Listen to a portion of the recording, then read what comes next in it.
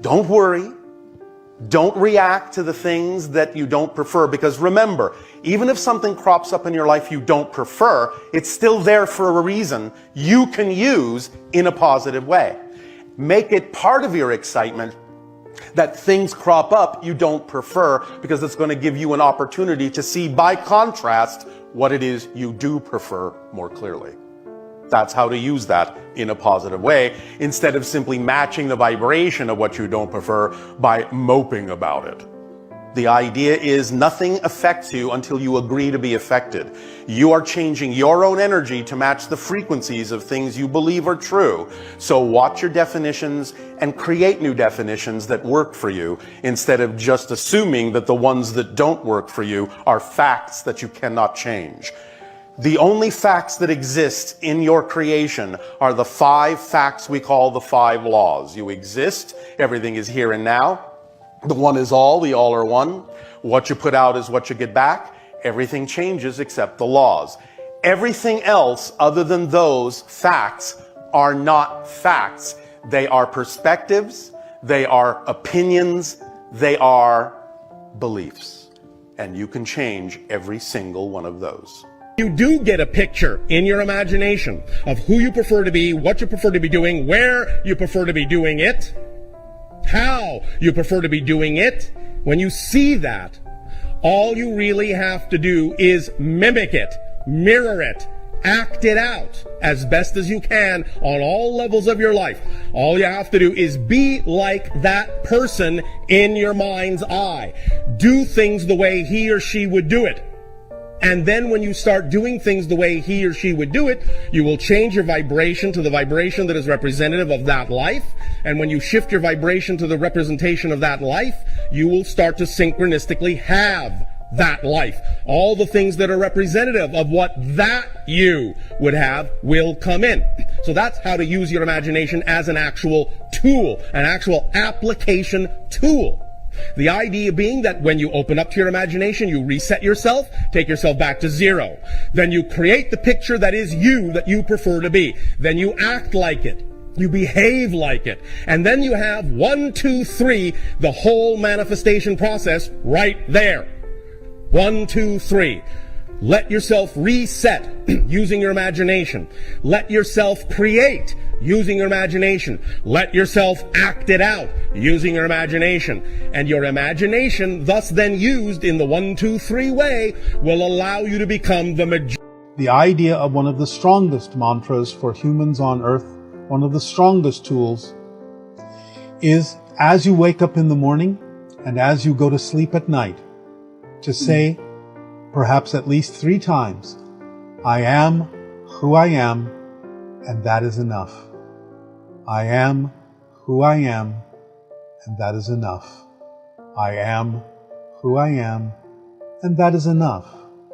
And then see what synchronicity brings you, with the willingness to let go of all restrictions, all limitations, all assumptions and all insistences that in your unconscious, subconscious, and conscious mind don't actually serve you or don't align with the vibration of your true ethereal spiritual core. Then reality will unfold as it needs to serve you best. Abundance. The ability to do what you need to do when you need to do it. Period. The ability to do what you need to do when you need to do it. Sometimes that might require money, and if money is required, money will be there. If money isn't there, what does that tell you?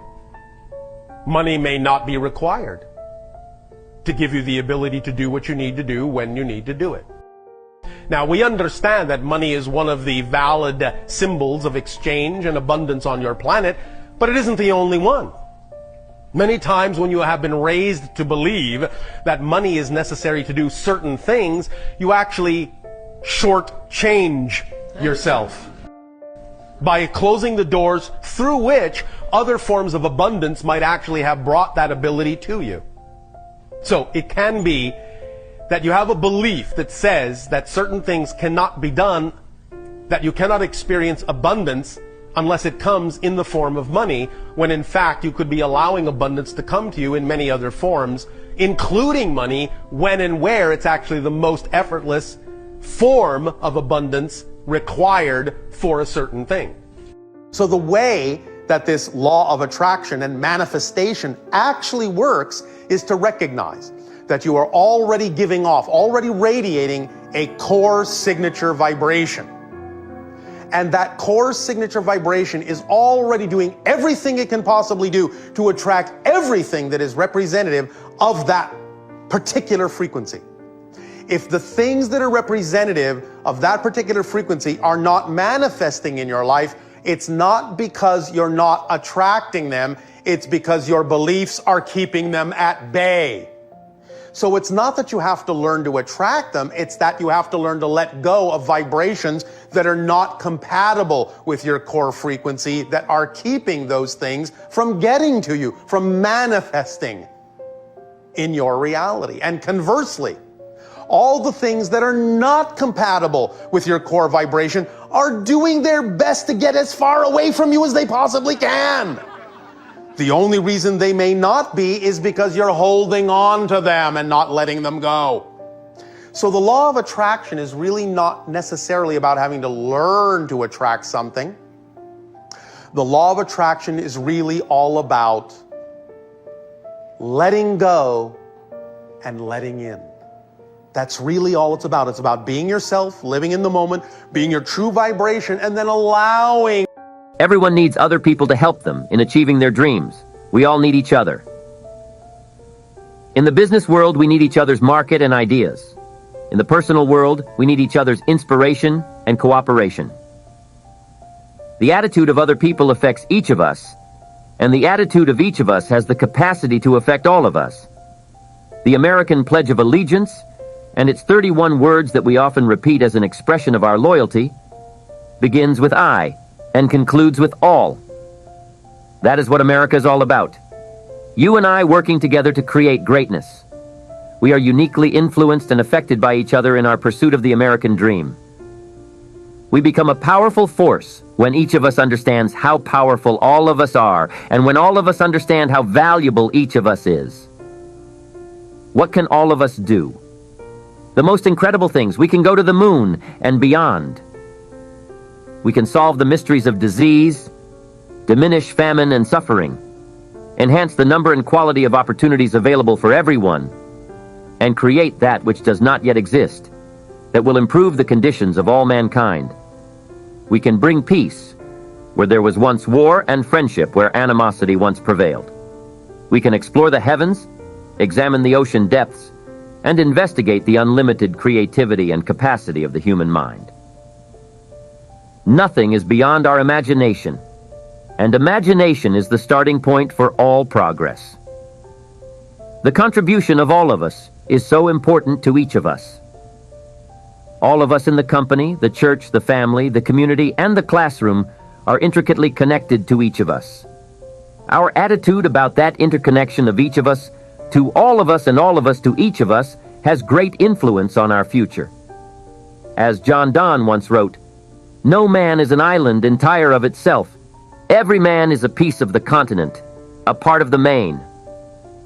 Any man's death diminishes me, because I am involved in mankind, and therefore never send to know for whom the bell tolls. It tolls for thee." What would happen if we all put our minds to work and read the books, took the classes, and discovered new ways to refine our philosophy? What would happen if we all developed a new attitude about the past, the present, and the future? What would happen if we all changed our feelings about one another and the importance of each individual to our collective destiny? If we did all that, just imagine what an incredible effect this would have on our future.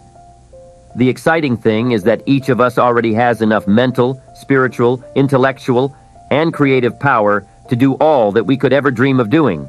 Everyone has it.